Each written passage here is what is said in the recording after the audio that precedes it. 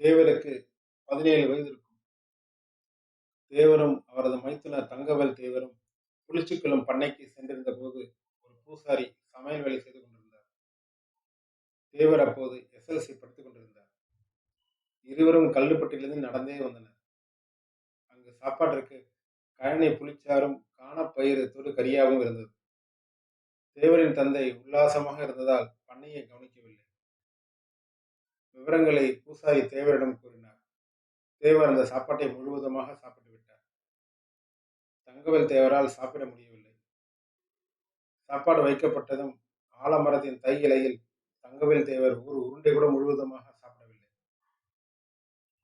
மறுநாள் தங்கவேல் தேவருக்கு கோழிக்கறி வைத்து கொடுக்கப்பட்டது. தங்கவேல் தேவர் வயிறாக நன்கு சாப்பிட்டார். தேவர் அவர்கள் தங்கவேல் தேவரை நன்கு சாப்பிட சொன்னாரே தவிர அவர் முதல் நாள் சாப்பிட்டது போலவே சாப்பிட்டார். இதை கண்ட தங்கவேல் தேவருக்கு ஒரு மாதிரியாக இருந்ததால் தேவரிடம் கேட்டார்.